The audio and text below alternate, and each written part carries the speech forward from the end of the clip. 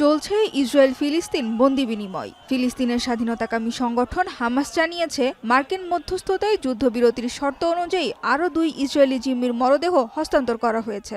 স্থানীয় সময় বুধবার রাতে ওই 2 জিম্মির মরদেহ হস্তান্তর করা হয়। হামাসের হস্তান্তর করা মরদেহ ইসরায়েলি জিম্মির কিনা তা ফরেনসিক পরীক্ষার মাধ্যমে নিশ্চিত করা হবে। মরদেহ দুটি ইসরায়েলি জিম্মির হলে প্রথম ধাপের যুদ্ধবিরতি অনুযায়ী হামাসকে আরও 19 জিম্মির মরদেহ ফেরত দিতে হবে। তবে গোষ্ঠীটি বলছে, ধ্বংসস্তূপের নিচে চাপা পড়ে থাকা জিম্মিদের মরদেহ উদ্ধারে বিশেষ সরঞ্জাম ও সহায়তা প্রয়োজন। মরদেহগুলো উদ্ধারের চেষ্টা চলছে বলেও জানিয়েছে হামাস।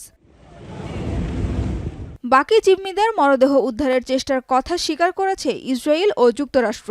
পাশাপাশি অস্ত্র ত্যাগে হামাসের সম্মতির বিষয়টি নিশ্চিত করেছেন মার্কিন প্রেসিডেন্ট ডোনাল্ড ট্রাম্প নিজেই।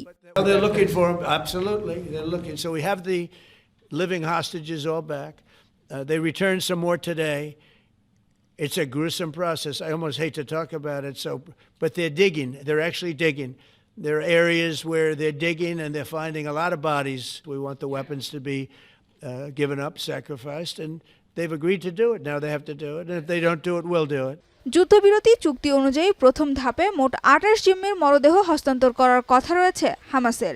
সব জিম্মির মরদেহ না পাওয়া পর্যন্ত যুদ্ধবিরতির পরবর্তী ধাপ শুরু হবে না বলে জানিয়েছে ইসরায়েল। শুধু তাই নয়, জিম্মিদের মুক্তি না দিয়ে হামাস চুক্তি ভঙ্গ করলে আইডিএফকে ব্যাপক হামলা চালানোর প্রস্তুতি নেয়ার নির্দেশও দিয়েছেন ইসরায়েলি প্রতিরক্ষা মন্ত্রী ইসরায়েল কাজ।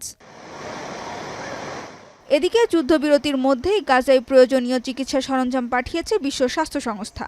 অঞ্চলটির জন্য একটি আন্তর্জাতিক জরুরি চিকিৎসা দলও মোতায়েন করা হয়েছে। আর গাজায় মানবিক সাহায্য পৌঁছাতে সব ক্রসিং খুলে দিতে ইসরায়েলের প্রতি আহ্বান জানিয়েছেন জাতিসংঘের মানবিক প্রধান টম ফ্লেচার। পাশাপাশি ধ্বংসস্তূপের নিচ থেকে ইসরায়েলি জিম্মিদের মরদেহ উদ্ধারে হামাসকে কঠোর প্রচেষ্টা চালাতে হবে বলেও মন্তব্য করেন তিনি।